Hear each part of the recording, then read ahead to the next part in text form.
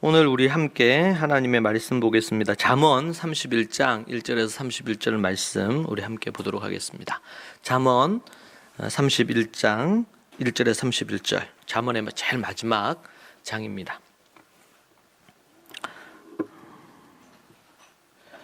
우리 함께 우리 말씀을 읽도록 그렇게 하겠습니다. 지금 여러분 성경 가지고 계시는데 앞에 보이시나요? 읽으실 수 있겠어요? 네. 이게 지금 오늘 본문이 요 표준 세번역 본인데요. 이 부분으로 보는 게 훨씬 나을 것 같아서 이 본문을 가지고 왔습니다. 여러분들이 개역 개정, 우리 가지고 있는 개역 개정과 나중에 비교하시면서 한번 보시면 좋을 것 같고, 이 말씀으로 우리 한번 교독해서 읽도록 그렇게 하겠습니다. 제가 1절을 읽겠습니다.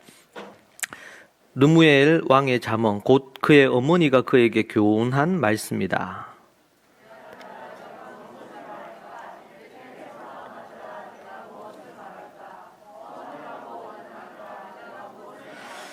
여자에게 너의 힘을 쓰지 말아라. 여자는 임금도 망하게 할 수 있으니 여자에게 너의 길을 맡기지 말아라.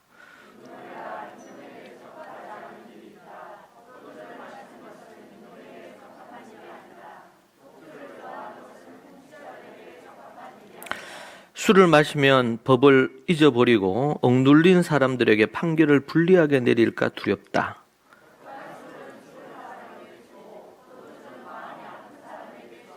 그가 그것을 마시고 자기의 가난을 잊을 것이고 자기의 고통을 더 이상 기억하지 않을 것이다.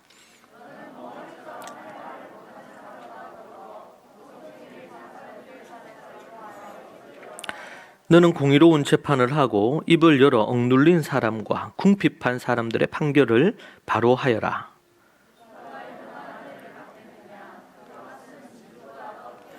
남편은 진심으로 아내를 믿으며 가난을 모르고 산다.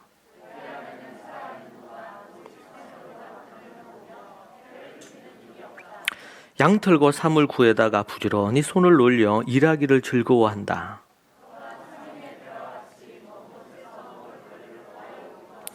날이 밝기도 전에 일어나서 식구들에게 음식을 만들어주고 여종들에게는 일을 정하여 맡긴다.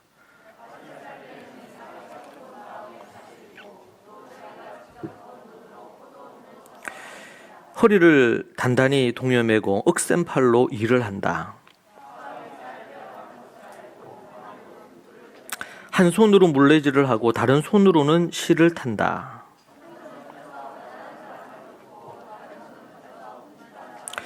온 식구를 홍색 옷으로 따스하게 입히니 눈이 와도 식구들 때문에 걱정하는 일이 없다.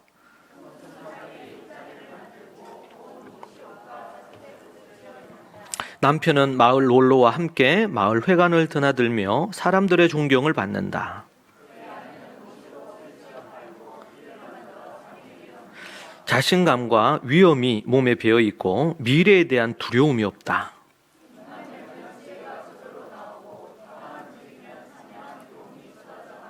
집안일을 두루 살펴보고 일하지 않고 얻은 양식은 먹는 법이 없다.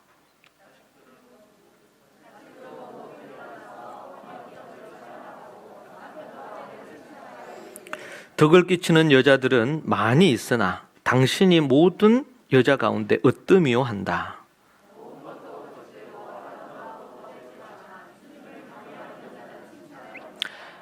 아내가 같이 읽겠습니다. 아내가 손수 거둔 혈실은 아내에게 돌려라. 아내가 이룬 공로가 성문 어귀 광장에서 인정받게 하여라.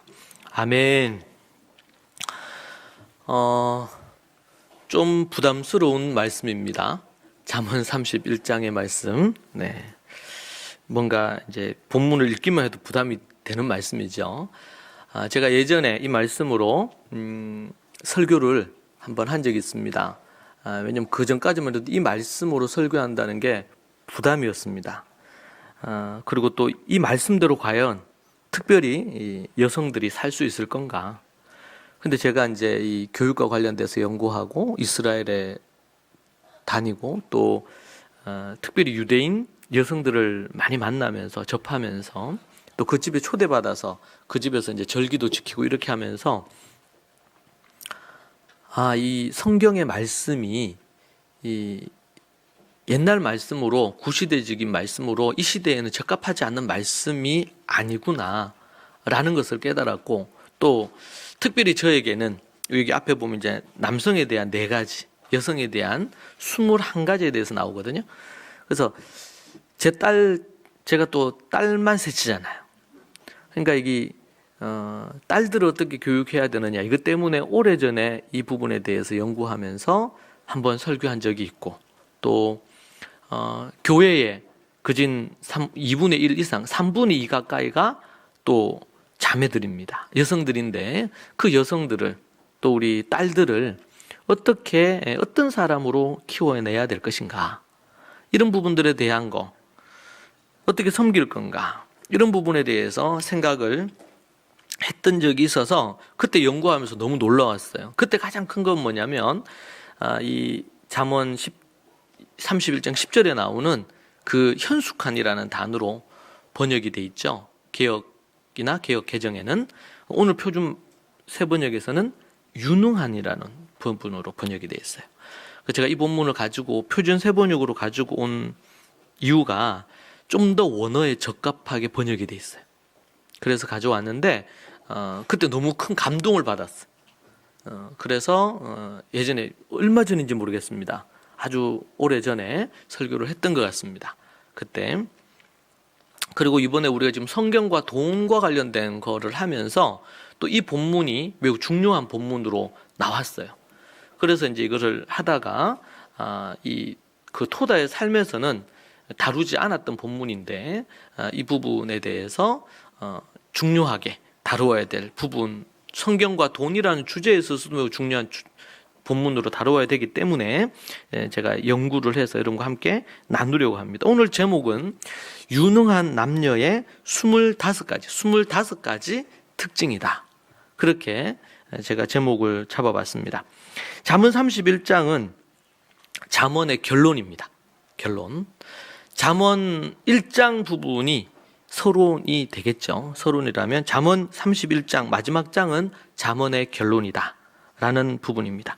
자, 우리는 지금 우리 새해 첫 시작을 하면서 그리스도인들의 시간 관리, 자기 관리에 대한 주제를 다루게 되었고, 그리고 우리 2월 3월 우리 좀 지나는 동안에는 성경과 돈, 그리스도인들이 어떻게 돈을 사용할 거냐, 어떻게 돈을 관리할 거냐, 어떻게 하면 또 돈을 잘 벌 수 있느냐, 이런 부분들에 대한 주제를 다루고 있습니다.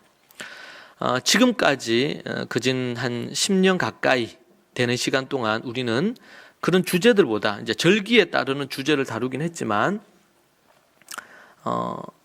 절기, 그 부활절이라든지 이런 절기에 대한 것을 다룬 적은 있어도 성경 창세기라든지 출애굽기라든지 특별히 모세오경과 사복음서, 그리고 중요한 성경을 중심으로 성경책 자체 한 권을 우리가 계속 연구해 왔습니다.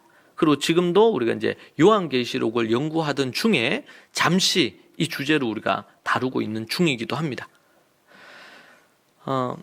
우리 그리스도인들에게, 성도들에게 있어서 중요한 것 중에 하나는 뭐냐면, 우리가 성경을 책별로 성경 자체를 아는 것도 중요한데 우리의 삶의 실제적인 주제에 대한 성경적인 관점을 우리가 정확하게 아는 것 또한 매우 중요한 부분이 됩니다.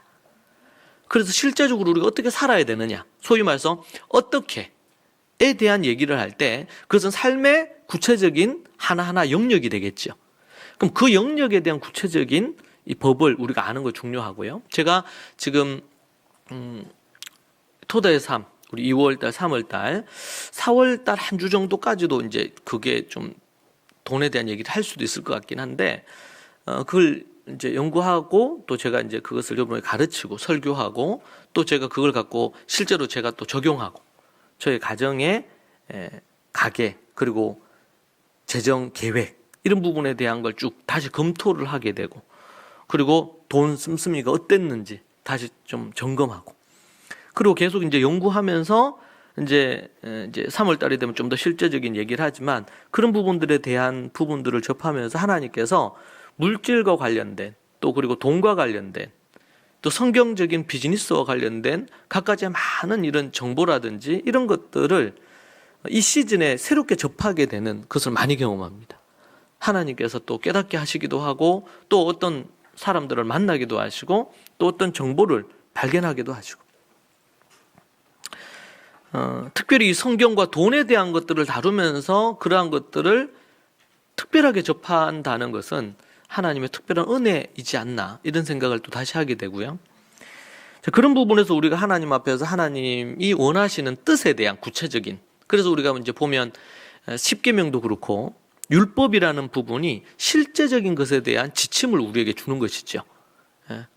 그래서 예수님의 관점으로 이 구약의 율법들 그리고 실제적인 부분들을 가져야 되고 또 구약으로부터 창세기나 아니면 잠언이나 구약으로부터 흘러내려오는 것 중에서 예수님의 십자가나 부활로 완성된 것 외에 대부분의 많은 것들은 구약적인 그 토대에서 신약으로 그대로 이어지는 것을 봅니다. 예를 들면 내 부모를 공경해라.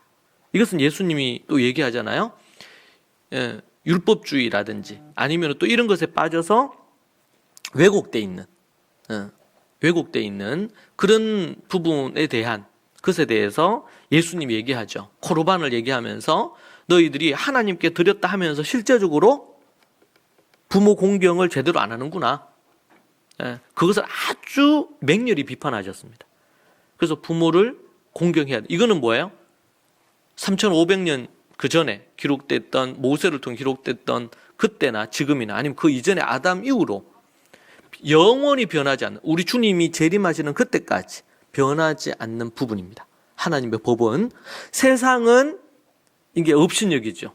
뭐 우리 옛날에 고려시대 뭐 고려장이라 그래서 그래 그때도 그랬던 것 같아요. 부모 공경하지 않아서 문제가 생겼던 것 같고 역사 속에 계속 그렇습니다. 그러니까 변하는 게 있고 변하지 않는 부분이 있는데 변하지 않는 하나님이 가르쳐 주시는 이런 율례와 법도 계명의 말씀이 있다. 그 부분을 붙드는 게 매우 중요하다. 자, 그래서 삶의 모든 영역에 하나님께서 우리에게 지침을 주셨고 우리는 지금 성경과 돈에 대한 것들을 우리가 다루는 중에 있습니다. 그 중에 오늘은 우리가 유능한 남녀, 남자와 여자, 성경이 얘기하는 남성과 여성이 어떠해야 되는지에 대한 25가지의 내용을 우리가 살필 수가 있습니다. 그런 부분에서 우리가 사람들에게도 예수님의 십자가와 부활의 복음을 우리가 얘기할 수 있습니다. 전해야 됩니다. 또한 우리는 예수님이 말씀하신 것처럼 너희는 가서 모든 민족으로 내가 너희들에게 분부한 것을 가르쳐 지키라고 그랬습니다. 우리가 가르침을 받고 지켜야 되기도 하지만 또 많은 사람들을 가르쳐 지키도록 만들어야 됩니다.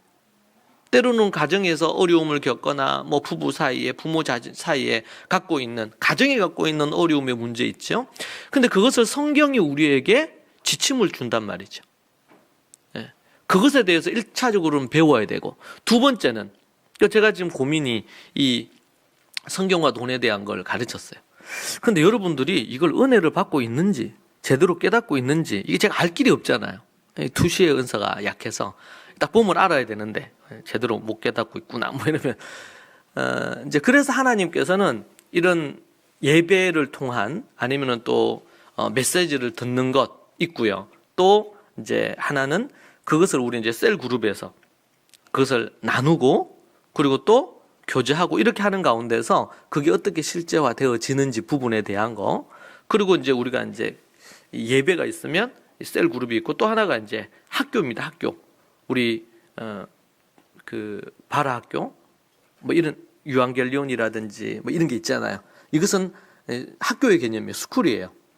좀 더 이제 메시지가 전해졌지만 그것을 좀 더 구체적으로 그래서 복음에 대해서 아주 기본적인 것 영적인 관계에 대해서 셀프 리더십 자기를 다스리는 것에 대해서 이런 것 등에 대한 얘기를 하는 거예요.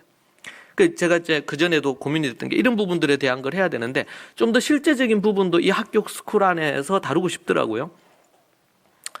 그래서 지금 이 메시지를 성경과 돈에 대한 좀 구체적인 이것을 어떻게 좀 더 구체적으로 실현시킬 수 있을 건가 또 그것을 해가면서 궁금한 것도 있을 거고 이럴 건데 그 부분에 대한 것을 어떻게 좀 도울 수 있을 건가 그게 좀 계속 고민하고 있는 부분이기도 합니다.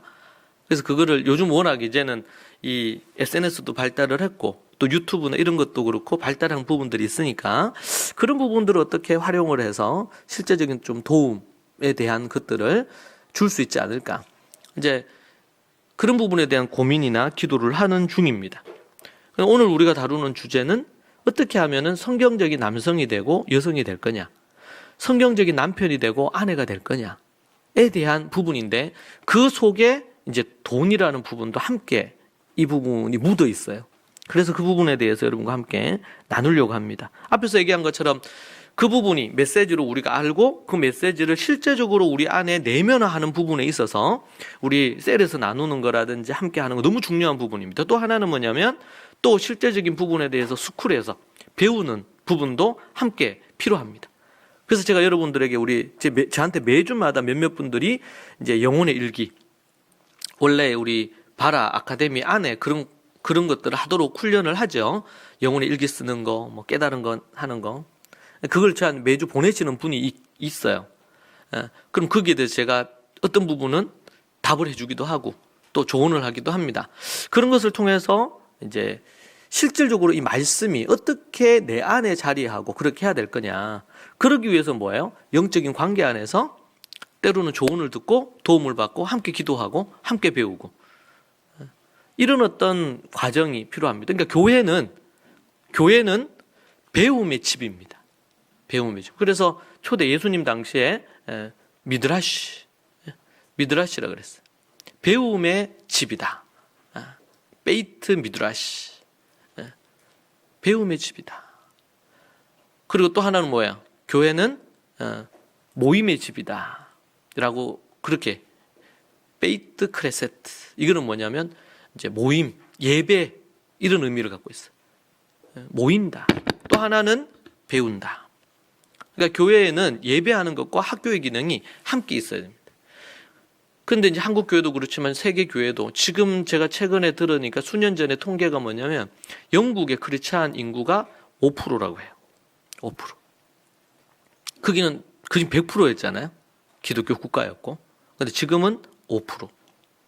심각하죠. 저는 그 이유 중에 하나가 이런 교회에 1차적으로 성인들을 대상으로 하는 학교의 기능이 약하기 때문이 아닌가 하나고, 또 하나는 교회 안에 학교의 기능을 어린 아이부터 하는 교육기관이 교회에서 없어지기 시작했어요. 옛날에는 교회에서부터 학교가 출발을 했거든요. 초대교회는 그런 부분들을 다 갖고 있었습니다. 그런 측면에서 우리가 생각하면 좋겠고, 잠언 31장은요 잠언의 결론입니다. 잠언은 인생을 살아가는 다양한 상황들, 그죠? 부부 사이, 부모와 자식 사이, 또 내가 뭐 가정 관계, 또 비즈니스 아니면 직장 생활부터 시작해서 모든 다양한 상황들 속에서 어떻게 언약의 백성으로, 하나님의 백성으로서 하나님의 일꾼으로 살지를 가르쳐 줍니다. 그래서 관계성에 대해서, 책임감에 대해서, 통찰력에 대해서, 때론 그것에 대해서 경고와 가르침, 그리고 또 격언 같은 부분이 이 잠언에는 가득 담겨 있죠. 너무 중요한 부분입니다. 그래서 이 잠언을 토라의 적용이다, 토라의 실제다, 그렇게 말합니다. 토라는 뭐야? 모세오경, 하나님이 직접 모세에게 주신 하나님 말씀이죠. 이 말씀에 대한 실제적인 지침이다, 실제적인 사례다, 이렇게까지 얘기를 불리는 책이 잠언입니다. 31장 1절에서 9절은 이 어머니가 아들에게 주는 잠언 교훈입니다. 10절부터 31절은 그 아들이 어떤 아내, 어떤 여성을 아내로 얻을 건가에 대한 이야기입니다. 결론적으로는 고결한 인품, 인격과 유능함을 가진 여인의 이야기로 되어 있고, 한편의 시처럼 알파벳 순서로 작성이 되어 있습니다. 좀 뒤에 가서 제가 그것을 보여드리겠습니다. 1절에 이 르무엘 왕의 이름의 뜻은요, 이 르무엘 왕에 대한 얘기가 나오죠. 르무엘 왕 1절을 보시면 르무엘 왕의 잠언 곧 그의 어머니가 그에게 교훈한 말씀이다. 이렇게 얘기를 하고 있습니다. 여기에서 이 르무엘이라는 이름의 뜻은 왕의 이름인데 하나님께 속한 자라는 이런 뜻입니다. 하나님께 속한 자. 르무엘 왕이 누군가에 대해서 의견이 분분한데요. 하나는 이제 솔로몬이 아니겠는가. 이렇게 이제 주장하는 학자가 있습니다. 잠언을 이제 솔로몬이 많이 썼으니까. 그리고 이방 나라의 경건한 왕을 칭할 수도 있겠다. 주로 이제 이 두 가지로 추정을 하는데 뭐 확정된 것은 없어요. 잠언 31장에서는 남성으로 갖춰야 될 4가지 앞부분에서 나오고 유능한 여성이 갖춰야 될 21가지의 특징을 얘기해 주고 있습니다. 제가 이 내용을 우리 토다의 삶 칼럼에 이 부분에 대한 거를 했는데 그리고 오늘 우리 목회 서신에도 그 부분의 일부를 넣어놨어요. 근데 제가 좀 더 연구를 하면서 좀 바꾼 부분이 있습니다. 다음 주 제가 목회 서신에 그 전체를 실으려고 하는데요. 수정된 부분에 대한 거. 그 내용을 중심으로 제가 오늘 말씀을 나누려고 합니다. 네, 이 앞에서 얘기한 것처럼 앞부분 남성에 대한 4가지는 특별히 어떤 그런 구성이 안 돼 있는데 여성에 대한 21가지는요. 10절부터 31절까지 기록되어 있거든요. 10절부터 31절까지. 근데 그것이 히브리어 알파벳 순으로 그렇게 기록되어 있습니다. 한번 띄워주시겠습니까? 히브리어 알파벳. 그러니까 히브리어 알파벳은요, 제가 보된 이렇게 되어 있어요. 히브리어 알파벳 보입니까? 예전에 우리 어머니들 모임에서 우리 전 원장이 제 아내가 이 히브리어를 가르친 적이 있다고 하더라고요. 예. 배우신 적 있죠? 근데 왜 2명만 끄떡끄떡? 네, 이 히브리어 알파벳입니다. 그러니까 지금 이 순서가 여러분들이 보실 때 히브리어는 이게 우리로 한다면 이제 왼쪽에서 이렇게 읽는 게 아니고 오른쪽에서 반대로 이렇게 읽습니다. 그래서 여기 이제 여기 보니까 알렙, 그죠? 벳, 김멜, 달렛, 해, 바브 이렇게 해가지고 22글자예요. 1차적으로는. 자, 그런데 우리 잠언 31장 10절을 한번 보여주실까요? 31장 10절부터 거기 보면 제일 앞글자가 이제 알렙으로 되어 있어요. 10절 보면 제일 첫 번째 글자죠? 단어가 있죠? 그쪽에 이제 알렙이에요. 그리고 11절에는 뭐야 나와요? 베트. 그리고 12절에는 김멜 나오고. 이렇게 해서 그게 22글자인데 22글자에 맞추어 가지고 이걸 한 거예요. 그러니까 하나의 시와 같아, 시로 이게 우리는 이제 한글로 된 번역을 읽으니까 이런 느낌이 안 살죠, 전혀. 그냥 쭉 나오는데 히브리어로 보면 원래 원문으로 보면 이런 형태로 해 있어요. 그러니까 이렇게 할 때는 어떻게 해요? 남성이든 여성이든 이것은 반드시 이런 형태로 기술되어 있는 게 몇 가지가 있거든요. 예레미야 에가에도 있고 시편에도 나와요. 이거는 뭐 하나 반드시 하야를 해야 되는 말씀으로 의도적으로 이걸 써놨어요. 왜? 그러니까 외우기 좋게 하기 위해, 기억나기 좋게 하도록 하기 위해서 이렇게 이제 배치를 한 거죠. 알파벳 순으로 해서 우리나라로 얘기한다면 뭐 가나다라 이렇게 해가지고 쭉 한 거예요. 이거를 얘기하는데 아주 뭐 특별한 그런 부분으로 기록하고 있습니다. 자, 여기에서 이제 그러니까 절로 따지면 10절에서 31절이니까 22절입니다. 알파벳 22글자로 출발을 하고, 그런데 이제 10절은 이제 출발 서론에 대한 거예요. 이런 아내를 얻는 자들은 진주를 얻는 것과 같다. 이렇게 표현하면서 첫 출발을 하고, 그리고 나서 구체적인 내용이 11절부터 31절까지 나옵니다. 그것을 우리가 볼 수가 있습니다. 자, 그래서 보통은 옛날에는 뭐 요즘은 좀 달라진 부분이 있지만 옛날에는 그 부모들이 아버지가 주로 아들에게 교훈을 줬어요. 어머니가 아니고. 어머니들은 주로 딸에게 교훈을 주고. 그죠? 그런데 오늘 이 잠언 31장에서는 뭐예요? 어머니가 아들에게 교훈을 주는 겁니다. 이게 좀 약간 특별해요. 어머니가 아들에게 교훈을 하고 있다라는 거죠. 그래서 어머니의 따뜻한 사랑과 마음을 느낄 수가 있습니다. 이게 불을 좀 켜주셔도 될 것 같습니다. 자, 그러면은 우리가 귀한 아들에게 말하고 있습니다. 1절에 르무엘 왕의 자문 곧 그의 어머니가 그에게 교훈한 말씀이다. 그래서 2절에 내 아들아 내가 무엇을 말할까? 내 태에서 나온 아들아 내가 무엇을 말할까? 서원하고 얻은 아들아, 이게 서원해서 얻은 아들이다, 그죠? 내가 무엇을 말할까? 그렇게 1절과 2절에서 언급을 합니다. 그리고 이제 3절부터 구체적인 얘기를 하는 거예요. 자, 이 말씀은 왕에게뿐만 아니라 모든 남자에게 해당이 되는 말씀일 겁니다. 남자들은 특별히 더 귀를 기울여서 들어야 될 부분입니다. 앞부분에 9절까지 말씀에서는. 자, 그러나 남자들뿐만 아니라 여자들도 귀 기울여야 됩니다. 어떤 남자가 하나님이 원하시는 남자인지 지혜를 얻을 수 있기 때문이고, 남자뿐 아니라 여자들도 귀 기울여서 어떤 남자와 결혼 전이라면 어떤 남자와 결혼을 해야 되는가, 그 기준이 됩니다. 그럼 후반부는 이 유능한 여인에 대한 이야기잖아요. 그럼 모든 여성들이 듣고 배워야 하겠습니다.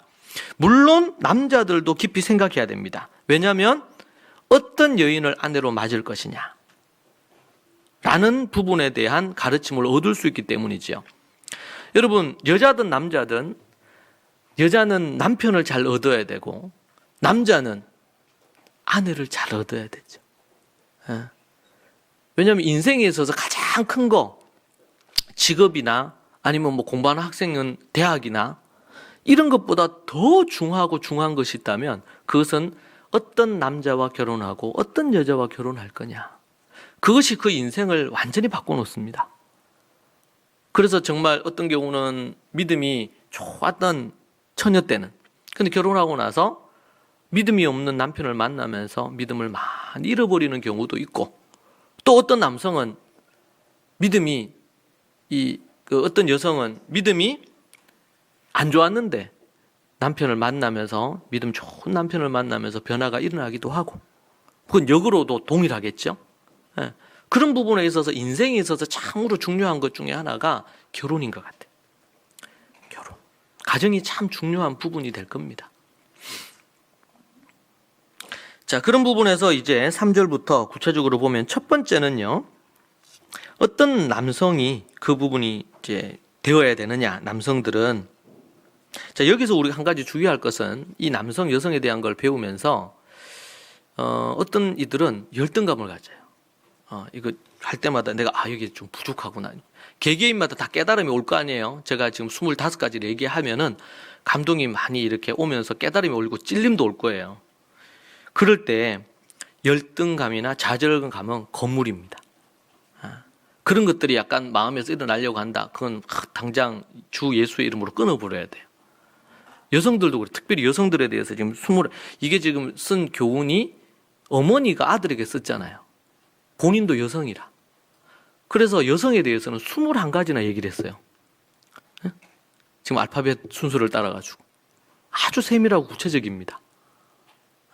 자, 그래서 이 부분에서는 우리가 이제 이걸 읽다 보면, 그렇구나. 제가 예전에 이 본문으로는 설교하기가 되게 부담스러웠는데, 이제 제가 이스라엘이나 아니면 이런저런 연구를 하면서 용기를 내서 설교할 수 있었던 가장 큰 건 뭐냐면, 이 잠언 31장도 성경의 말씀이고 진리구나. 반드시 이것을 추구하고 나아가야 되는구나. 이런 남성과 여성이 돼야 되겠구나에 대한 깊은 깨달음이었습니다. 그런데 이걸 접할 때 우리는 어릴 때부터, 태어날 때부터 이런 교육을 받고 이런 말씀에 대한 깊은 이해를 갖고 이렇게 해서 훈련이 되어졌으면 훨씬 더 이 부분들에 대해서 잘할 수 있었겠지만, 그런 거에 대해서 우리가 배운 적이 거의 없어요. 잘. 그렇죠? 그러다 보니까 어떻게 해야 될지 잘 몰라. 우리가 돈에 대해서도 성경적인 관점에 대한 걸 잘 모르다 보니까 저는 그렇게 아주 계획적으로 계획을 세워서 돈을 사용을 해야 되는 이런 것도 어렴풋하긴 알았지만 구체적으로 몰랐는데 이번에 깊이 깨달았거든요, 저도. 그래서 열등감이나 좌절감, 건물입니다. 도리어 이걸 하면 내가 부족한 게 있다. 이 말씀이 100이라면 나는 이 부분은 10 정도밖에 안 되는 것 같아. 그러면요 20이 되려고 노력하면 되죠. 예. 내가 100이 아닌 걸로 좌절할 필요가 없습니다. 중요한 것은 쉽게 좌절하고 열등감 갖고 비교하고 이런 것은 그리스도인들이 절대로 하면 안 되는 거예요. 도리어 깨어 근신하는 기회가 되고 도전을 하는 그런 기회로 삼으시면 됩니다. 그래서 오늘보다 조금이라도 나으면 돼요. 올해보다 작년보다 올해가 조금 더 나으면 돼요. 우리 주님이 바라는 게 그겁니다. 그러니까 올해는 지금 느낌이 하나님께서 성령께서 올해부터 시작해서 이 구체적인 삶의 실제적인 것을 하우에 대한 구체적인 것을 하나님이 그냥 그 파도가 밀려오듯이 올해부터 해서 쭉 밀어주실 것 같아요. 그 파도 타면서 가야 됩니다. 파도 뭐 처음 한번 그 탄다고 잘 탑니까? 물 많이 먹고 하겠지. 그런데 어느 정도 이제 해가지고 익숙해지고 나면 잘 할 수 있는 것처럼. 그러니까 제가 여러분에게 이것을 설교하는 것은 이렇게 살라고 여러분에게 저도 이렇게 살아야 되겠다고 하는 부분에서 가르치지만 함께 노력하고 표대를 향해서 우리의 표대는 예수 그리스도시니까 예수 그리스도 그분을 닮아가는 것까지 해야 될 줄로 믿습니다. 네.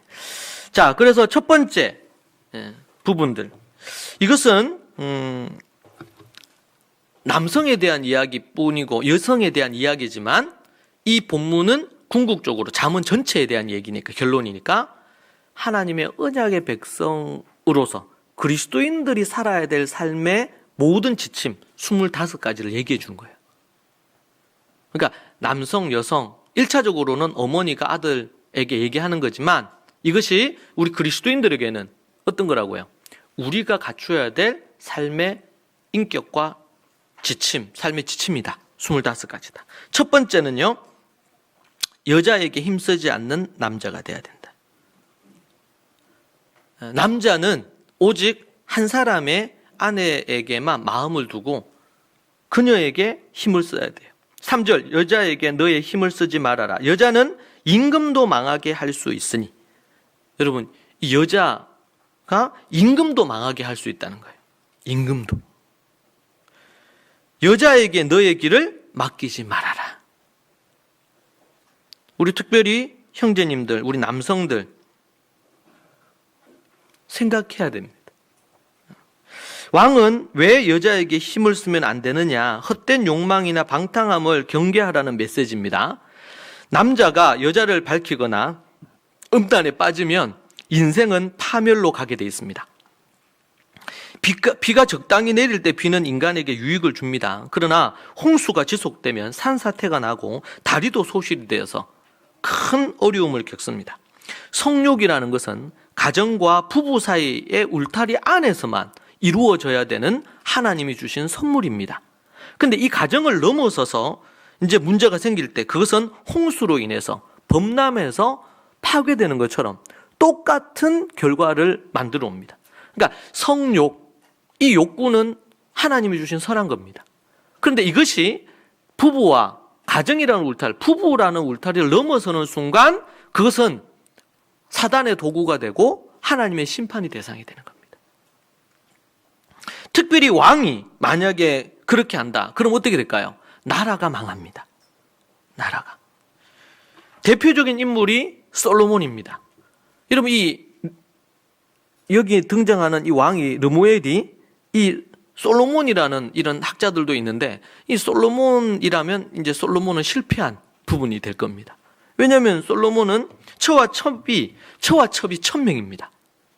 역사 속에 처와 첩이 1000명인 왕은 역사 속에 잘 없었어요. 정말 믿음의 다윗의 아들이었던 이 솔로몬이 취한 것은 뭐냐면 첫 번째 솔로몬의 실패의 원인이 처와 첩을 1000명이나 두었습니다. 참 안타까운 일이에요. 그런데 이 처와 첩 정략 결혼하죠. 다른 나라에. 다른 나라와 정략 결혼, 이 외교를 위해서 정략적으로 결혼합니다. 그러면서 거기 있는 공주들을 데리고 오는데 그 나라에 있는 우상들을 다 가지고 오는 겁니다. 그래서 예루살렘이 이 솔로몬으로 인해서 우상 박람회장이 됐어요. 박람회장이. 성전이 있는 곳, 지금도 가면 성전이 있는 터가 자리가 있는데 그 자리에 그걸 보고 있는 산이 있는데 그 산이 우상의 소굴이 돼버렸어요. 왜? 모든 공주들이 와서 올 때 누구도 데리고 옵니까? 거기에 그 자기 나라의 종교의 우상의 사제들을 데리고 왔어요.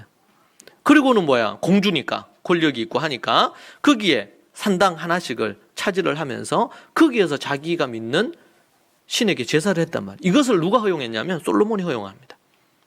그래서 결국에는 나라가 두 개로 쪼개지죠. 그게 뭘로 인해서 생긴 겁니까? 솔로몬이 여자를 밝히면서 생긴 일이에요. 여러분, 이것은 한 나라만 그렇습니까? 가정에 아버지가 바람을 피면서 생기는 일들이 우리 한국 사회에도 얼마나 그런 일들이 많습니까? 그러면서 생긴 문제들이 너무 많죠.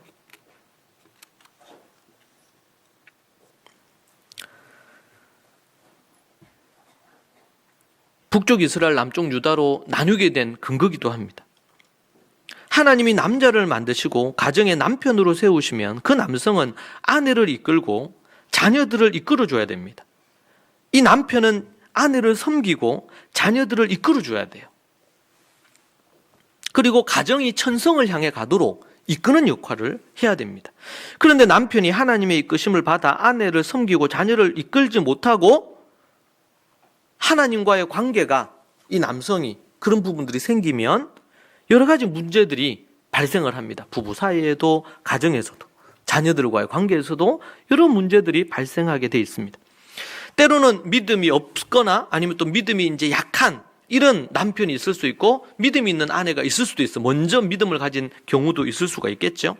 그럴 때 남편이 믿음으로 자라나도록 아내가 기도하는 것은 너무나 중요한 부분이고 특별히 남성이 가정의 머리입니다. 그런데 그 남편이 하나님과의 관계를 통해서 이 가정을 하나님의 뜻 안에서 이끄는 이것이 너무나 중요한 부분이에요. 그래서 아브라함 같은 우리 믿음의 조상도 넘어졌잖아요. 에? 하나님이 약속해 주셨는데 10년, 20년 지나면 임신이 안 되는 거예요. 나이는 많이 들고 이제. 근데 이제는 어떻게 돼요? 이제는 더 이상 아이를 가질 수 없는 몸이 됐어요, 사라가. 그래서 이건 불가능하다. 아무리 하나님의 약속을 우리가 받았지만 이게 하나님이 직접 내 몸을 통해서 아이를 주시는 게 아니고 하갈, 내 종을, 여종을 통해서 하나님 주시려고 하는 거 아니겠느냐. 의심을 하기 시작합니다. 그리고 남편에게 얘기한 거, 아브라함에게. 하갈에게 가서, 애굽 여자죠? 하갈에 가서 자식을 낳아서 그 자식을 내가 품에 안고 그 자식을 내 자식으로 키우겠다. 여러분, 옛날에는 그게 너무나 자연스러웠어요. 당연했어요, 그게. 그런데 그때 그 얘기 들었을 때 아브라함이 어떻게 합니까? 우리 좀 더 기다려 봅시다. 왜 이렇게 얘기를 하든지 주님께서 약속하셨으니까 주님께서 반드시 우리에게 주시지 않겠소. 뭐 이렇게 얘기를 해야 되는데 성경에 보면 아무 얘기 없이 하갈에게로 그냥 들어가서 그리고 애를 얻잖아요. 그게 이스마엘 아닙니까? 그때 이제 아내가 정말 믿음의 바른 말을 할 때는 남편이라도 그 아내의 말을 들어야 되고, 근데 아내가 믿음에서 약해지거나 떠나거나 이렇게 했을 때는 남편이 하나님의 뜻 안에서 이끌어줘야 되는데 그렇지 않음으로 인해서 나중에 책임은 누가 지냐면 남편이 집니다. 왜? 머리니까. 그래서 나중에 이제 문제 생겼잖아요. 자기도 임신해서 이삭을 낳은 거예요. 이 할머니가, 사라가. 그런데 이제 나중에 낳게 되는데 먼저 낳았다고 하갈이 사라를 구박합니다. 그러면서 막 문제가 생겨요. 이 두 여자가 막 싸워, 한 집에서. 그러니까 이 아브라함이 너무 머리가 아프겠죠. 근데 그때 어떻게 얘기해요? 사라가 아브라함에게 이 모든 게 당신 책임이다. 당신이 남편으로 재구실을 못하고 이 문제를 해결을 못하니까 이래 됐다. 그래서 뭐예요? 하갈과 이스마엘을 쫓아내라. 이렇게 그렇게 되죠. 그래서 아주 중간에 낭패를 보고 책임은 누가 지냐면 남자가 집니다. 여러분, 우리 형제들이 기억하셔야 됩니다. 어떤 일에 대한 결정이 되거나 나중에 결과가 나오면 그 책임은 누가 지냐? 누가 져요? 남자가 지는 겁니다. 여자 뒤에 숨으면 안 돼요, 남자는. 여자 치마 폭에 가려지면 안 됩니다, 남자. 가장 못난 남자예요. 이 부분. 그래서 아브라함이 그런 부분에서 아브라함도 그렇게 넘어지는데 남성이 우리들도 넘어질 수 있죠. 그런데 깨어 근신할 필요가 있고 그 얘기가 성경에 기록된 이유가 그렇게 되지 말라고. 조심하라고 우리에게 얘기하는 거 아닙니까? 자, 그런 부분들을 우리가 알 수 있습니다. 그런 부분에서 이삭은 믿음의 사람이었습니다. 그런데 나중에 믿음이 약해진 것 같아요. 그래서 그때 누가 낳습니까? 리브가가 낳습니다. 하나님을 믿지 않은 쌍둥이 아들이지만 하나님을 믿지 않았던 에서에게 믿음을 이 집안의 모든 대소사의 결정권을 주면서 장자권을 넘기려고 할 때 그것을 그냥 팔을 걷어붙이고 말린 사람이 리브가입니다. 우리 창세기 공부할 때 배웠죠. 리브가가 그렇게 하지 않았다면 야곱을 통해 가지고 지금 12지파를 이루고 이런 지금 이스라엘은 존재하지 않을 겁니다. 근데 그때 이제 눈이 먼 것과 같이 영적으로도 약해졌어요, 이삭이. 나중에는 이제 이삭이 아내 리브가 말을 듣습니다. 그러면서 이제 믿음의 자손을 그렇게 만들게 되는데요. 자, 첫 번째로 그래서 뭐예요? 여자에게 힘쓰지 않는 남자가 된다. 그게 첫 번째 경고입니다. 나라도 망하게 할 수 있으니까. 우리 형제님들, 저를 포함해서 여자를 조심하십시다. 비즈니스 상에서 아니면 직장에서 여자 조심해야 됩니다. 돈도 조심해야 되지만 여자도 조심해야 돼요. 오직 여러분의 여자는 아내밖에 없습니다. 여러분의 아내가 가장 예쁘고 여러분의 아내가 가장 하나님 앞에서 으뜸이고 귀하고 존귀하고 유능하고 그렇게 여기고 살아요. 그냥 혹 그렇지 않더라도 다른 길이 없습니다. 선택의 길이 없어요. 결혼을 지금 하지 않은 상황이면 좀 달라집니다. 잘 분별해서 택해야 됩니다. 첫 번째, 남자는 여자에게 에너지를 많이 쓰면 안 된다. 두 번째, 술을 가까이 하지 않는 남자여야 됩니다. 자, 4절에서 7절까지는 꽤 긴 내용을 이 포도주에 대한 얘기를 합니다. 르무에라, 임금에게 적합하지 않는 일이 있다. 포도주를 마시는 것은 임금에 적합한 일이 아니다. 독주를 좋아하는 것은 통치자들에게 적합한 일이 아니다. 술을 마시면 법을 잊어버리고 억눌린 사람들에게 판결을 불리하게 내릴까 두렵다. 독한 술은 죽을 사람에게나 주고 포도주는 마음이 아픈 사람에게 주어라. 그가 그것을 마시고 자기의 가난을 잊을 것이고 자기의 고통을 더 이상 기억하지 않을 것이다. 두 번째는 술을 가까이 하지 않는 남자란 말이에요. 포도주, 그러니까 이스라엘에서는요 물이 너무 귀해. 거기가 워낙 사막과 같은 지대니까. 그리고 그들에게 이 포도주는 제가 가정예배 갔는데요. 가정예배에서 이스라엘에서 그 랍비 집에 초대를 받아 갔어요. 그래서 같이 가정예배 같이 드리고 그때가 절기였죠. 6월절이었나? 뭐 이런 절기였던 것 같아요. 그래서 갔는데 그 포도주를 마시잖아요. 우리 가정예배 때. 근데 그 정말 독하더라고요. 이게. 예. 전 처음에 이제 그냥 우리가 보는 그냥 포도즙인 줄 알고 했는데, 근데 이 라떼가 엄청 많이 마셔. 먹고 또 먹고 또 먹고. 저는 이제 입에 대는데 순간 저는 이때 술을 한 번도 안 먹었습니다. 안 먹어봤는데 그때 한번 입에 대는데 너무 독한 거예요. 여러분 이스라엘 배경으로 생각한다면 이 술은 이런 포도주, 이 포도주가요 정말 독한 부분이 있어요. 그렇지 않는 것도 있겠죠. 근데 이제 바울 사도가 보면 성경에 보면 디모데가 위장이 약했어요. 그래서 약으로 이 포도주를 쓰라고 이제 얘기를 해줍니다. 약으로 이 포도주를 먹을 것을 권합니다. 자, 여기 보면 그래서 이제 그리스도인들 술을 먹어도 되나 안 먹어도 되나 뭐 술, 담배 문제는 늘 나오는 부분인데 예전에도 제가 한번 얘기했지만 술, 담배 자체가 1차적으로 우리의 구원의 문제와는 상관이 없습니다. 그런데 성경에서는 오늘도 보니까 뭐라 그랬습니까? 술을 마시는 순간 어떤 문제가 생기느냐? 포도주와 독주를 왕에게 적합하다, 적합하지 않다. 적합하지 않다. 이 말은 뭐야? 마시지 말라는 겁니다. 술을 마시는 순간 법을 잊어버리기 때문이라고 얘기를 하고 있습니다. 적합하지 않다. 독주를 좋아하는 것은 통치자들에게 적합한 일이 아니다. 술을 마시면 법을 잊어버리고 법을 잊으면 하나님의 말씀의 법을 잊어버린단 말이에요. 하나님이 모세에게 주신 율법, 그 하나님의 법을 잊어버려요. 술이 만들어내는 치명적인 결과가 뭐냐? 바로 온전한 이성적인 판단을 잊어버리게 만드는 거예요. 그게 가장 큰 문제가 됩니다. 당시 여러분 왕이 해야 될 일이 뭡니까? 중요한 일이 재판이었어요. 재판. 솔로몬의 재판 아시죠? 재판입니다. 근데 술로 인해서 오판할 수 있다는 것이죠.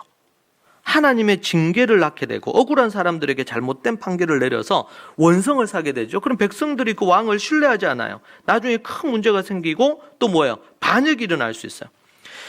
고통 가운데로 이끌 수 있고요. 독한 술은 죽으려 하는 사람에게, 그 사람들에게 너 얼마나 고통스러우면 죽고 싶은 마음이 들겠어요. 그 사람들에게 잠시 그것을 잊도록 하기 위해서 주라.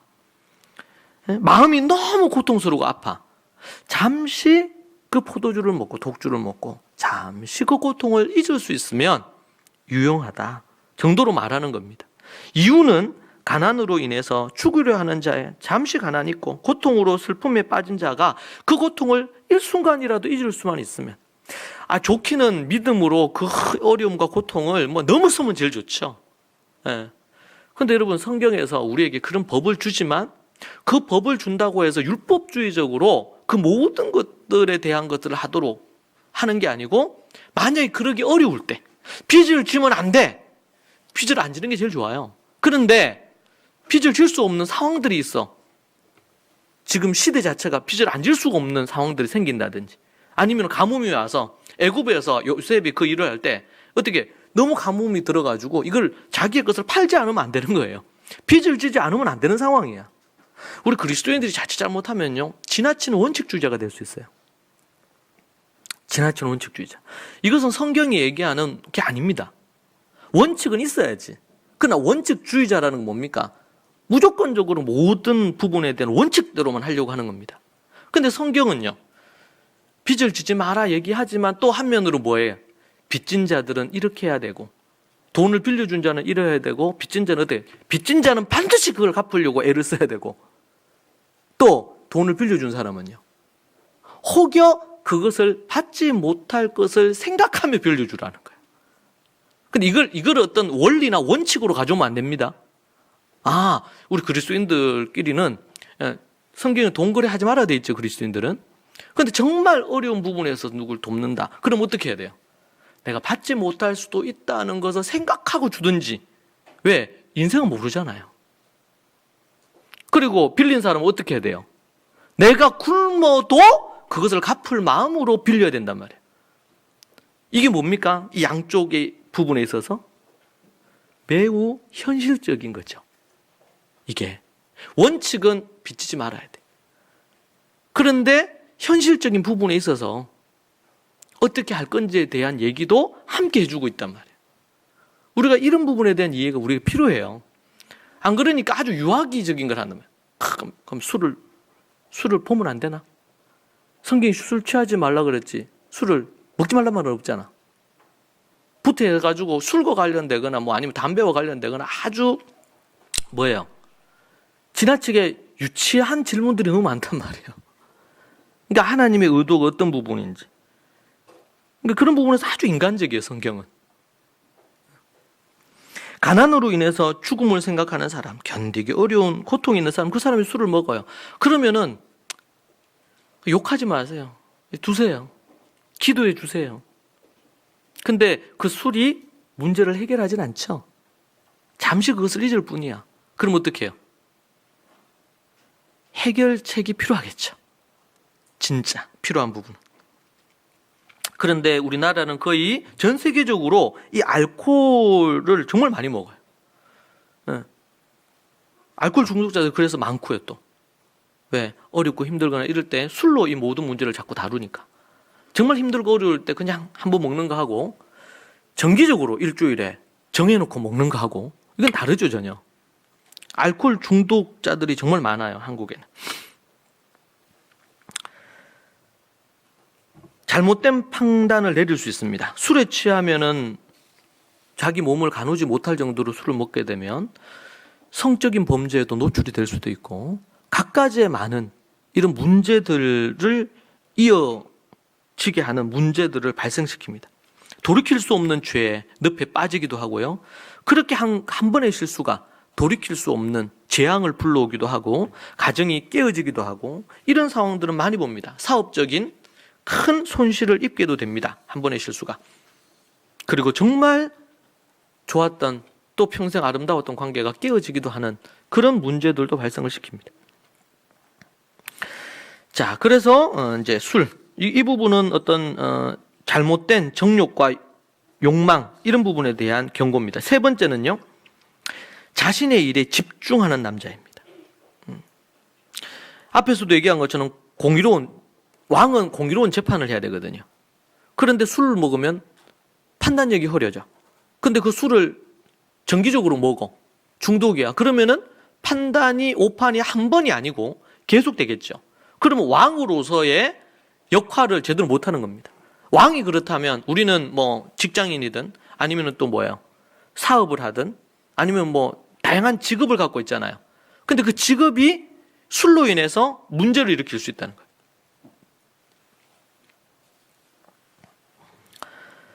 그러니까 자신의 일에 집중하지 못하도록 하겠죠. 8절 9절입니다. 너는 벙어리처럼 할 말을 못하는 사람과 더불어 고통 속에 있는 사람들의 송사를 변호하여 입을 열어라. 너는 공의로운 재판을 하고 입을 열어 억눌린 사람과 궁핍한 사람들의 판결을 바로 하여라.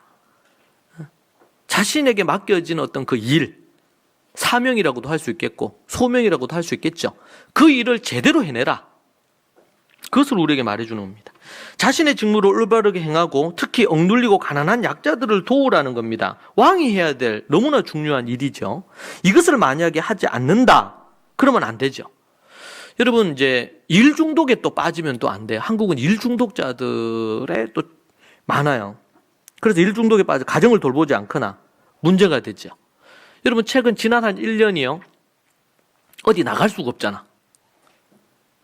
가족들이 늘 같이 집에 많이 있게 되죠. 그러면서 이제 제가 최근에 들으니까 작년 1년 동안 해가지고 나타나는 결과 중에 하나가 이제 출생률이 조금 올라가. 출생률이. 그리고 가족끼리 늘 같이 있으니까 뭐예요? 어떻게 됐든 간에 처음에는 힘들고 어렵긴 하지만 가족 간의 친밀함이 조금씩 더 생겼다고 해요. 그건 어떻게 보면 좀 긍정적인 면이기도 합니다.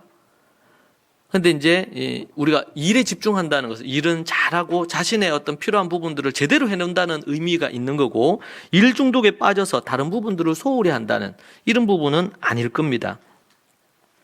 자, 네 번째는 아주 중요한데 이것 때문에 이제 10절 이하의 내용이 나오게 되는 건데요. 네 번째로 남성의 매우 중요한 것 중에 하나는 유능한 아내를 얻는 것입니다. 유능한 아내를 얻는 것. 고결한 인품과 유능함을 가진 여성을 찾아서 아내로 얻게 된 것입니다. 성경 본문에 앞에서 얘기한 것은 10절에 보니까 이게 개역 성경에는 현숙한 아내로 이렇게 번역이 되어 있는데 이건 좀 적절하지 않아요. 이 원어에 크게 5가지, 이 원어 단어 하일이란 이 단어가 5가지의 의미를 갖습니다. 이게 남성을 향해서 쓸 때도 이 하일이라고 쓰고 여성을 향해 쓸 때도 이 단어를 쓰는데, 이 단어가 한 4가지는 유능한에 속해요.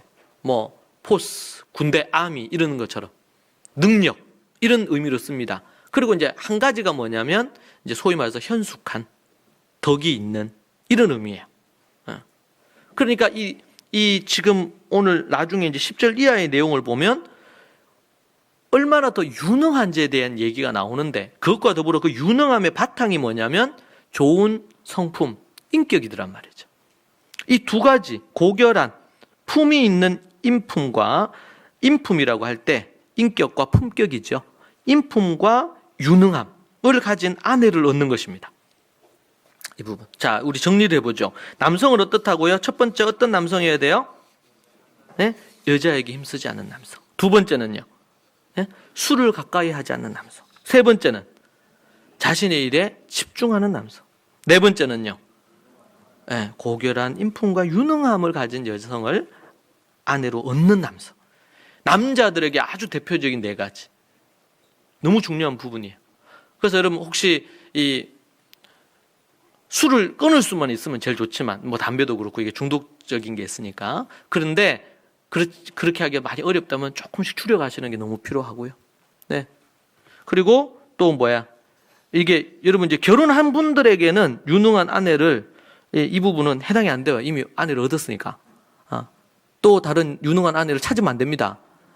예, 아내가 좀 유능하지 않는 것 같아. 그러면 유능한 아내로 만드는 게 책임이에요.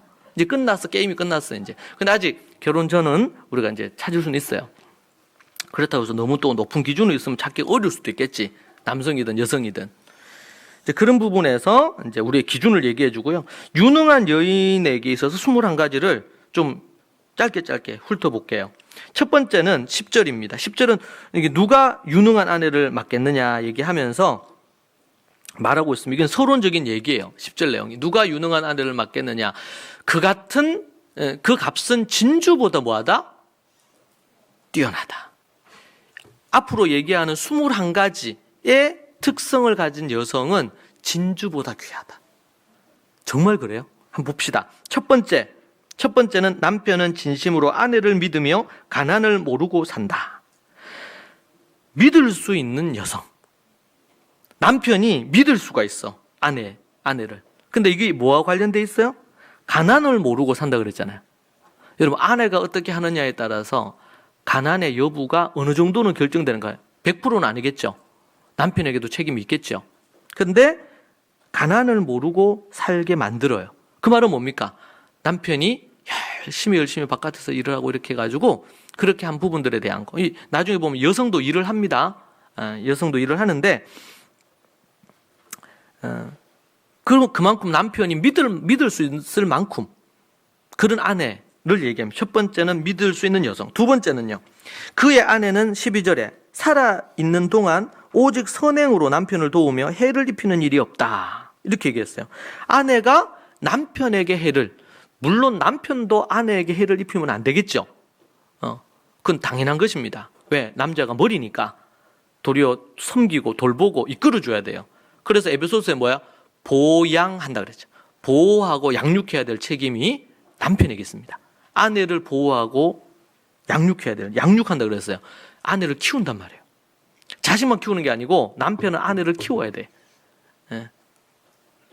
자, 그런데 여성은, 아내는 어떻게 해야 돼요? 남편에게 해를 끼치지 않고 도리어 혜택을 줘야 돼. 남편에게 뭔가 유익하게 만들어내야 된다는 거죠. 1차적으로 남편에게 선대하고 선행을 하고 해를 입히지 않는다. 남편에게 놀라운 혜택을 선사한다. 어떤 형태로든. 이게 혜택을 주는 여성. 세 번째는 일거리를 찾는 부지런한 여성입니다. 13절에 양털과 삼을 구에다가 부지런히 손을 놀려 일하기를 즐거워한다. 이 여성입니다. 일거리를 찾는 부지런한 여성입니다. 그녀는 일하기를 즐거워하는 거예요. 네 번째, 14절에는 또한 상인의 배, 일을 하는데 상인의 배와 같이 먼 곳에서 먹을 거리를 구하여 오기도 한다. 이 여성은 모험심도 있고 도전정신도 강해요. 먼 곳이라는 것은 해외를 얘기합니다. 해외에서 먹거리를 구해와서 생계를 그렇게 할 뿐만 아니라 장사, 비즈니스를 하는 거죠. 그래서 네 번째는 성공적인 비즈니스 여성입니다. 흐름상 단순히 가족을 먹이는 것뿐만 아닌 것이죠. 다섯 번째, 15절을 보니까 15절 날이 밝기도 전에 일어나서 식구들에게 음식을 만들어주고 여종들에게 일을 정하여 맡긴다. 이른 아침을 깨우는 여성입니다. 새벽을 깨우는 여성, 이른 아침을 깨우는 여성, 부지런하며 적절히 일을 맡길 줄 안다. 그렇게 얘기를 합니다. 15절의 첫 단어는 쿰입니다. 쿰. 달리다 쿰 이렇게 나왔던 단어 여러분 기억하시죠? 이 쿰이라는 것은 일어나다라는 뜻이에요. 일어나다. 그러니까 지금 이 알파벳으로 알렙부터 쭉 나오는데 15절에서 얘기하기를 쿰으로 시작을 하는 거예요. 일어나는 여성이라는 뜻이에요. 일찍 일어나서 식구들이 먹을 음식을 준비하고 여정들에게 일을 맡겨가지고 일을 시키는 것입니다. 지방 경영의 탁월함을 보여주는 거죠. 날이 밝기도 전에 일어나는 부지런함과 가족을 위한 음식, 그리고 종들에게 필요한 일을 위해 적재적소에 배치시키고 또한 일이 잘 진행되도록 점검하고 체크하는 것입니다. 이것이 바로 다섯 번째, 여성, 이른 아침 새벽을 깨운다고 할 수 있겠죠. 자, 여섯 번째는요. 여기 여섯 번째는 밭을 살 때에는 잘 살펴본 다음에 사들이고 또 자기가 직접 번 돈으로 포도원도 사서 가꾼다. 이것은 뭘 보여주냐면 신중함과 정확한 정보와 판단력을 볼 수 있는데요. 그래서 계획을 세워 밭을 사는 여성입니다. 계획을 세워 밭을 산다. 여기에 첫 번째 단어가 뭐냐면, 첫 번째 단어는 이렇게 신중하게 생각한다. 이 단어로 출발을 해요. 이 16절은. 그래서 정보력, 판단력을 볼 수 있습니다.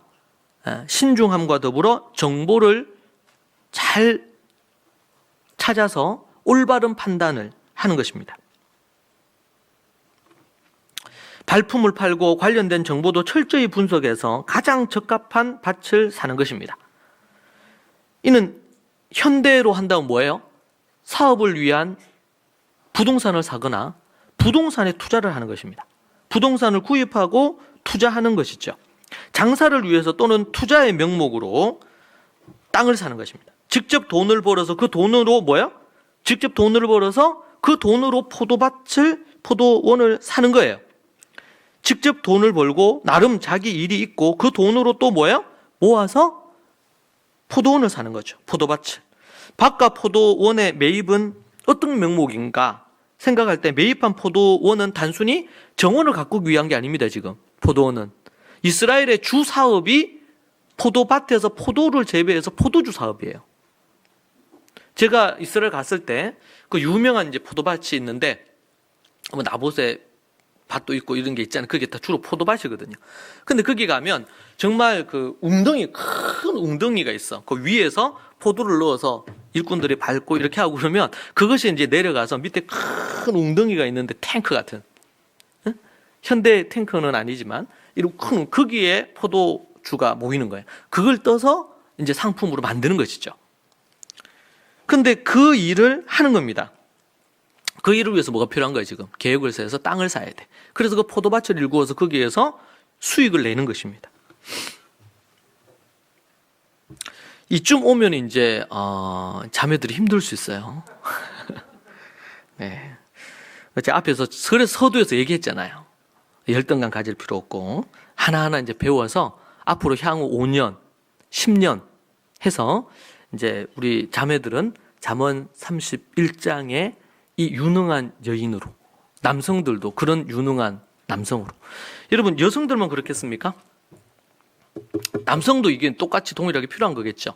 자, 그런데 이 부분은 지금 왕에 대한 얘기니까 왕의 아내면 누구예요? 왕비잖아요, 왕비. 왕비는 곱게 차려입고 집에서 이렇게 해서 그냥 이렇게 하면 된다고 생각했는데 그게 아니란 말이에요, 지금. 왕비가 어떤 삶을 살아야 되는지, 여성의 모델로서 어떻게 해야 되는지 우리에게 얘기해 주는 거예요. 왕비인데 이 비즈니스의, 여성 비즈니스의 대가가 되기를 원하는 거예요. 7번째, 탁월한 일꾼인 여성입니다. 탁월한 일꾼인 여성. 제가 이제 이스라엘 갔을 때요, 많은 부분들에 있어서 우리는 뭐 어떤 부분 한다 그러면 뭘 안 하고 아까 얘기한 것처럼 아내들은 현모 양처면 된다. 집에서 그거 하고 뭐 이런 게 요즘은 이제 많이 변했지만 그런 부분이 있는데요. 여성들도 그렇고 또 남성들도 그렇고 그런 부분에서 자기 일을 하는 것이 이 너무나 중요한 부분으로 일하는 것 자체가 얼마나 하나님 앞에 선한 것이고 복된 것인지를 말해줘요. 그래서 이제 이스라엘에서는 소위 말해서 은퇴가 없다 그러죠. 은퇴라는 단어 자체가 없어요.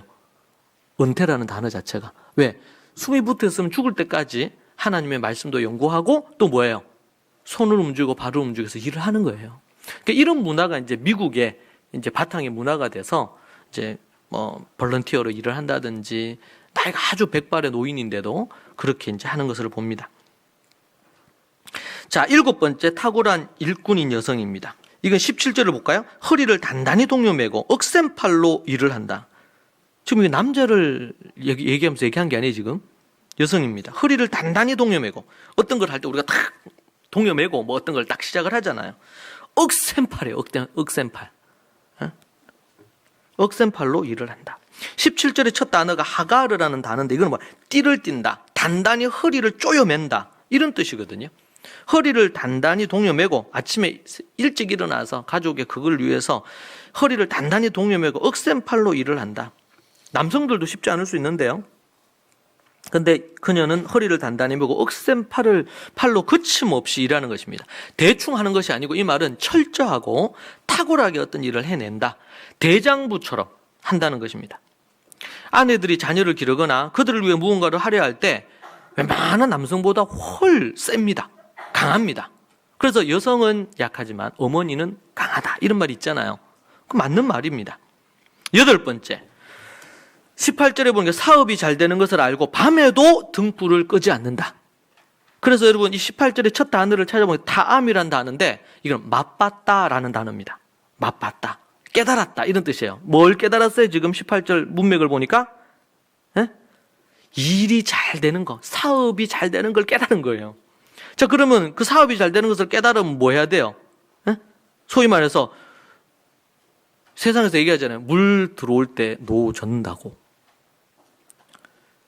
사업이 잘 되는 거예요. 그러니까 사업이 성공적으로 진행되니까 거기에 안주하거나 안일하게 이제는 됐다 이러는 게 아니고 밤이고 낮이고 가리지 않고 등불을 켜놓고 밤낮으로 비즈니스를 하고 장사를 한다는 겁니다. 될 때 거침없이 밀어붙여서 성과를 만들어내고 성공을 해내는 거죠. 사업 성공을 맛본 여성입니다. 8번째. 그녀가 어떻게 하는지를 보여줍니다. 9번째. 손이 부지런한 여성입니다. 19절에 보니까 한 손으로 물레질을 하고 다른 손으로 실을 탄다 그랬습니다. 첫 단어가 뭐냐면 손이라는 단어는 야드입니다. 야드. 한 손으로는 물레질을 하고 다른 손으로는 실을 탄다. 부지런히 일한다. 부지런한 여성. 손이 부지런한 여성. 10번째는 손하고 좀 비슷한 단어인데 손을 편 여성입니다. 이 말은 뭐냐면 20절에 한 손은 펴서 가난한 사람을 돕고 다른 손을 펴서 궁핍한 사람을 돕는다. 손을 폈다는 건 뭐냐면 손을 펴서 가난한 사람을 돕고 다른 손을 펴서 궁핍한 사람을 돕는다. 약간 식구처럼 나와 있습니다. 이건 첫 단어는 카프라 그래서 손바닥이라는 뜻입니다. 돈만 잘 버는 것이 아니고 구제하고 남을 돕는 일에도 두 손을 다 사용해서 섬긴다는 거죠. 돈만 벌지 않는다는 겁니다. 번 돈을 하나님께서 원하시는 일에 잘 사용을 한다. 디모데전서 우리가 6장에서 본 것처럼 선한 일하고 선한 비즈니스에 사용하고 하나님의 사람으로서 돈을 버는 이유기도 합니다. 11번째. 염려하지 않고 가족을 돌보는 여성입니다. 21절. 온 식구를 홍색 옷으로 따스하게 입히니 눈이 와도 식구들 때문에 걱정하는 일이 없다. 가족을 돌보는 여성이죠. 홍색 옷을 따뜻하게 입혀 눈이 와도 문제가 없도록 하는 살림꾼입니다. 눈이 오거나 이렇게 하고 그러면 먼 길을 걷거나 움직이거나 이럴 수 있으니까. 근데 홍색 옷을 입히니까 딱 눈에 띄잖아요. 12번째. 자신을 가꿀 줄 아는 여성입니다. 22절. 손수 자기의 이부자리를 만들고 고운 모시옷과 자주색 옷을 지어 입는다 그랬어요. 첫 단어가 이 아름다운 방석이라는 뜻의 의미인 마르바드라는 단어입니다. 자신을 가꿀 줄 아는 여성. 자기 이부자리를 손수 만들고 고운 모시옷과 자주색 옷을 지어 입는 겁니다. 일하는 겁니다. 가족 돌본다고 자기를 꾸미거나 가꾸는 일을 소홀히 하거나 아예 내팽개쳐서는 안 되겠지요. 자기를 잘 가꿀 줄 아는, 자기를 위해 투자하고 자기를 위해 필요하다면 돈을 쓸 줄도 아는 건강한 자기 관리자라는 의미이기도 합니다. 자, 13번째로는요. 남편을 존경받는 인물로 만드는 것입니다. 23절에 남편은 마을 원로들과 함께 마을 회관을 드나들며 사람들의 존경을 받는다. 여러분 이것은 어떻게 보면 앞에 네 가지 얘기했던 남성의 이게 올라가 있어야 될 것 같은데 왜 여성에 대한 얘기하면서 이렇게 할까요? 여성이 남편을 이렇게 만드는데 참 중요한 역할을 한다는 걸 우리에게 말해주고 있는 거죠. 마을에서 덕망 있는 사람으로 그리고 많은 이들에게 존경을 받는 사람으로 이러한 남편의 존경에는 유능한 아내의 영향이 있다는 것을 보여줍니다. 14번째, 옷을 지어 파는 여성입니다. 24절, 그의 아내는 모시로 옷을 지어 팔고 띠를 만들어 상인에게 넘긴다. 옷도 만들고 앞에서는 땅도 사고 그리고 포도밭도 일구고 그렇게 해서 해외 무역도 하고 비즈니스도 하고요. 참 이게 너무 놀라운 일이죠. 옷을 지어 파는 여성입니다. 그러니까 자기의 옷을 예쁘게 옷을 만들어서 입을 뿐만 아니라 그냥 그걸로 끝나는 게 아니고 자기 옷뿐만 아니라 지어서 팔기도 한다는 거예요. 그 당시에 예를 들면 돈벌이를 할 수 있는 것을 다 지금 열거하고 있는 것 같아요. 거래하는 거죠. 옷을 만들어서 그것을 팔아줄 중간 도매상들과 거래를 하고 거래까지 한다는 것은 장사 수완이 좋다는 것을 우리에게 보여줍니다. 15번째, 강한 여성입니다. 25절, 자신감과 위엄이 몸에 배어 있고 미래에 대한 두려움이 없는 겁니다. 첫 단어가 오즈입니다. 오즈. 강함, 능력이라는 단어거든요. 이 단어가 정말 용기와 용감한 여성입니다. 외적 강인함뿐 아니라 내적인 강인함과 훌륭한 성품을 갖고 있고요. 그녀는 자신감이 넘치고 위엄이 몸에 배어 있습니다. 그녀에게 격조 높은 품위를 볼 수 있고 미래에 대한 두려움이 없습니다. 미래에 대한 두려움을 걷어차버리고 그것을 잊어버리고 용기를 갖고 도전하는 것이죠. 너무 중요한 그런 부분입니다. 자신감과 위엄이, 사랑하는 우리 자매 여러분, 자신감을 가지십시오. 그리고 자신이 가치 있고 소중하고 위엄, 그런 마음을 가질 때 위엄이 오거든요. 위엄이. 그런 아내를 남편들은 함부로 하지 못합니다. 16번째, 입에 지혜가 있는 여성입니다. 26절, 입만 열면 지혜가 저절로 나오고, 입만 말만 하면 지혜가 막 입에서 나와요. 혀만 움직이면 상냥한 교훈이 쏟아져 나온다. 여기 이제 중요해, 상냥한 교훈이에요. 이제 자매들이, 여성들이 똑똑해서 어떤 올바른 얘기를 하는데 상냥함을 잃어버리고 하잖아요. 그러면은 많은 문제가 생겨요. 바른 얘기라도. 입에 지혜가 있는 여성. 첫 글자는 패입니다. 입이란 뜻이에요. 입. 입에 지혜가 가득하다, 이런 뜻이죠. 그래서 마음이 따뜻한 그런 부분, 지혜로움은 올바른 것으로 이끌 뿐만 아니라 마음도 따뜻하게 만드는 것입니다. 그녀의 위로는 눈물을 닦아주는 위로가 되고 삶의 소망을 잃었던 사람들에게 희망을 전해주는 그런 역할을 할 수 있습니다. 입에 지혜가 있는 여성. 17번째, 집안을 보살피는 여성입니다. 집안을 보살피는 여성. 27절 보니까 집안 일을 두루 살펴보고 일하지 않고 얻은 양식은 먹는 법이 없다. 그래서 첫 글자가 짜파라 그래서 짜파. 짜파. 제가 짜파게티를 좋아하는데 짜파. 이 짜파라는 이 단어는 보살핀다, 집을 돌본다, 이런 뜻입니다. 집안일을 부지런할 뿐 아니라 일하지 않고 얻는 것을 먹지도 않는다는 철칙을 갖는 거예요. 그냥 공짜로 얻기를 원하지 않는. 우리 한국 사람이 정말 버려야 될 것 중에 하나는 뭐냐면 공짜로 뭔가를 얻는 거예요. 국가에서 정말 위기이기 때문에 우리가 뭐 이런 재난지원금도 주고 이럴 수 있다고 생각을 해요. 그런데 그것을 바라면 안 돼. 정말 어려운 사람들에게 이 지원이 되도록 해야 돼요. 할 수만 있으면 그걸 안 받고도 어려운 때를 지날 수 있으면 그런 국민이 정말 위대한 국민입니다. 그렇잖아요. 뭐든 공짜를 좋아하는 사람은요, 이 소위 말 거지 근성을 갖거든. 그러면 안 된다. 하나님이 또 주셨을 때 감사함으로 받아야 되겠지만 마음이 그런 것들을 추구하면 안 된다는 거예요. 뭐야? 약한 거예요. 그러면 늘 뭔가 도움받기를 원해. 그러면 안 돼. 이것은 성경적인 부분이 아닙니다. 그래서 뭐예요? 여기 보니까 일하지 않고 얻는 양식은 먹는 법이 없다. 이건 나중에 뭐야? 신약에 와서 얘기할 때 일하기 싫어하는 자는 먹지도 말라는 것과 똑같은 말씀이죠, 이게. 이런 철칙을 갖고 있는 거예요.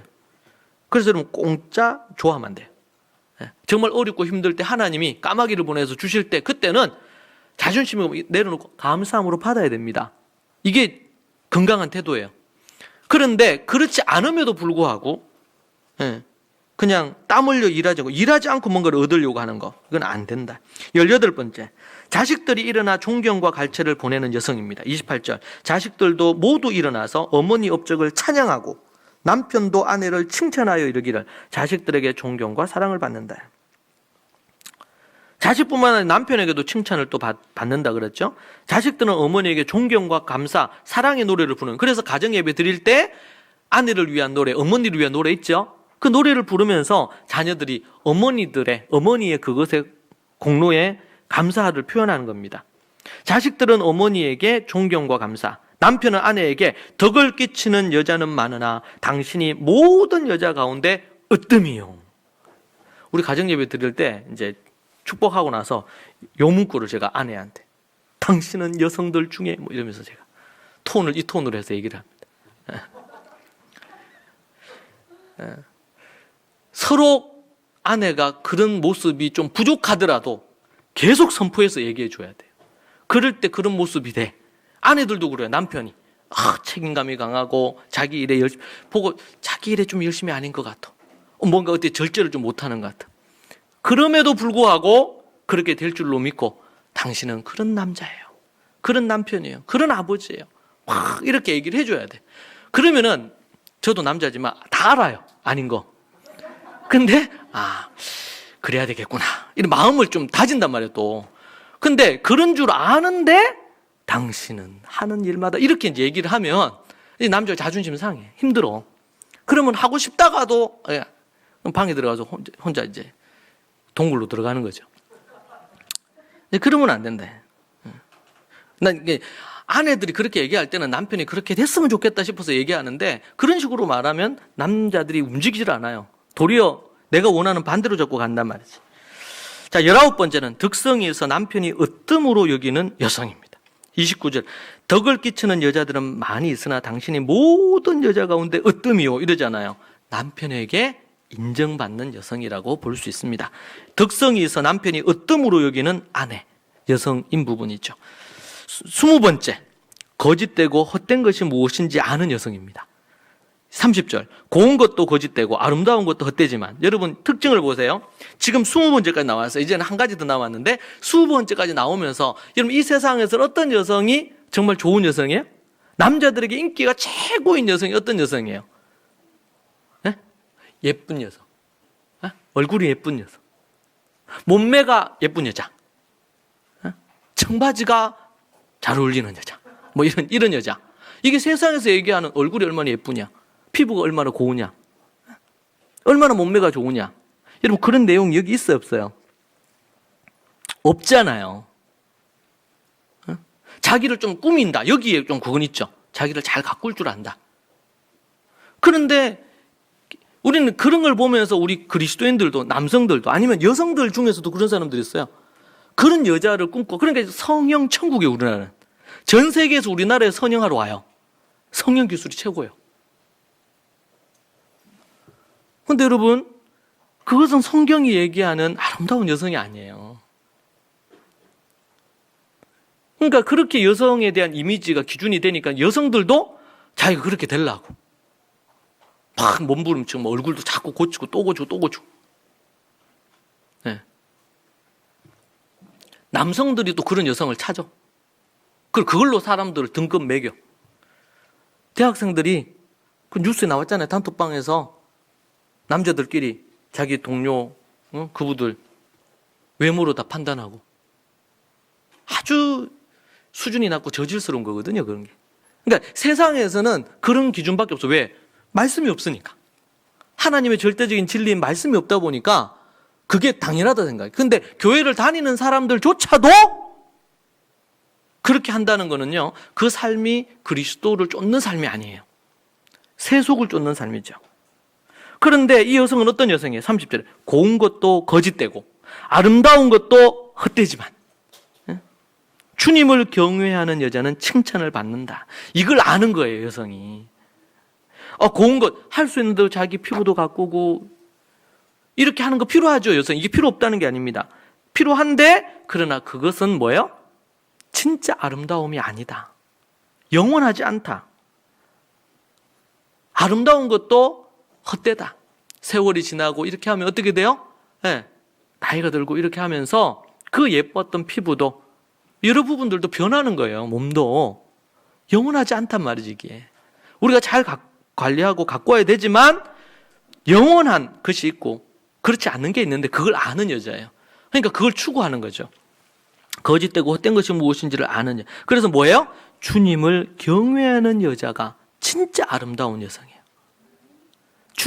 하나님을 두려워해서 주님의 말씀대로 순종하고 그 말씀대로, 그리고 여기 나오니 21가지를 행하려고 하는 여자가 진짜 아름답고 멋진 여성이다.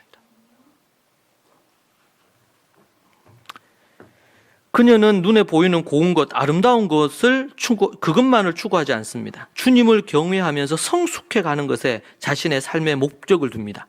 나이가 들어서 아름다웠던 외모는 꽃이 지듯이 집니다. 주를 경외하는 마음과 인격은 갈수록 성숙해 가는 거예요. 사도 바울도 얘기하죠. 내 몸은 후패해지지만 내 속 사람은 날마다 새롭다. 날마다 새롭다. 우리나라 국민성을 얘기할 때 얼마나 예쁘냐, 얼마나 막 케이팝으로 해서 한류로 해가지고 세계적으로 뻗어나가느냐.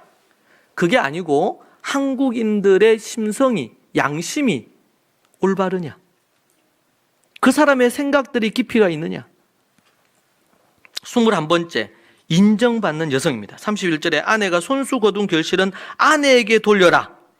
남편들은요, 아내 한 것도 자기 걸로 챙기려고 하는 사람이 있어. 그게 아니고 남편들은 아내들이 한 결과에 대한, 결실에 대한 아내들에게 돌려줘야 돼. 어디 가서 여러분들이 어떤 자리에 가서 여러분들의 성공 비결을 얘기할 수 있다 그럴 때 꼭 언급을 해야 될 것이 아내입니다. 아내.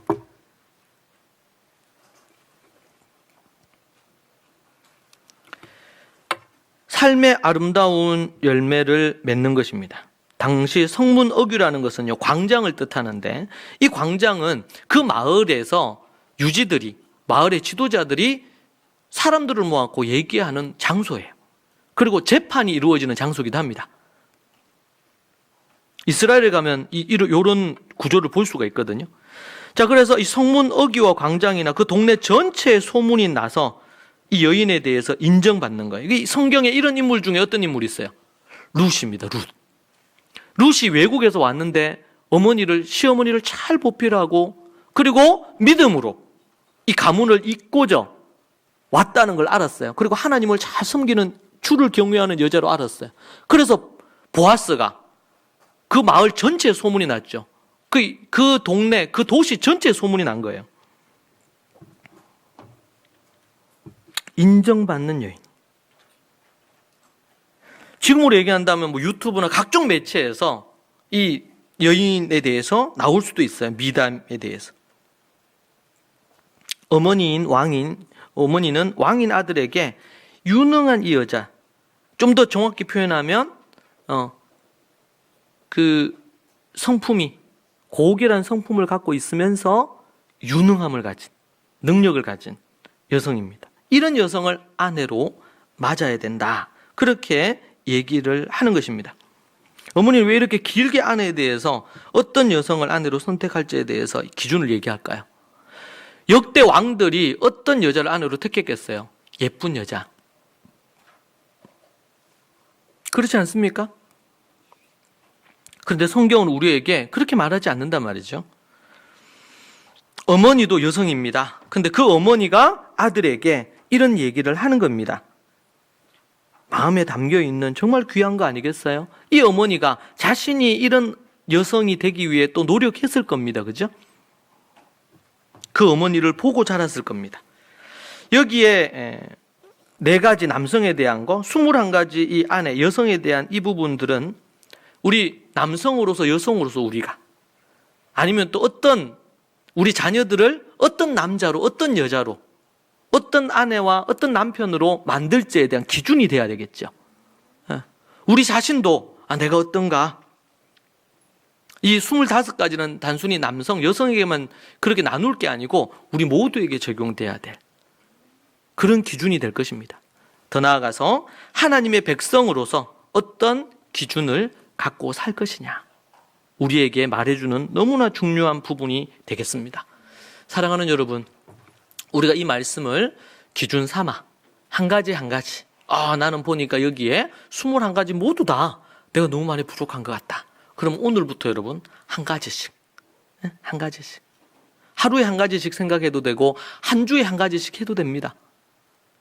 그렇게 만약에 한다면 25주 아니면은 한 달에 하나씩 한다 그러면 이걸 좀 약간 묶으면 한 6가지 정도로 묶이더라고요. 이 특징들을 좀 묶으면. 그렇게 해서 여러분 우리가 하나님이 기뻐하시는 남성, 여성 또 하나님의 나라의 성도가 모두 다 되기를 축복합니다. 기도하겠습니다. 하나님 아버지 감사합니다. 우리에게 이 잠언의 귀한 말씀을 우리에게 허락해 주시고 또 남성으로 여성으로 어떻게 살아야 될지 우리에게 참으로 귀한 지침들을 주신 것 감사합니다. 이것을 우리 평생에 이 25가지를 우리의 삶의 기준으로 두고 우리가 노력하고 애씀으로 이 한 가지 한 가지가 또 좋은 점수를 받을 수 있는 모습으로 우리 자신들을 세워가는 그런 하나님의 사람들이 다 되게 주님 도와주시고 인도하여 주옵소서. 이 말씀을 읽을 때마다 참으로 부족한 저 자신을 봅니다. 우리 모두가 그런 부분이 있을 건데 믿음으로 우리가 애쓰고 노력하여 정말 하나님 앞에서 또 사람들 앞에서 기쁨이 되는 그런 믿음의 모든 사람들이 되게 하여 주옵소서. 예수님 이름으로 기도합니다. 아멘. 이 시간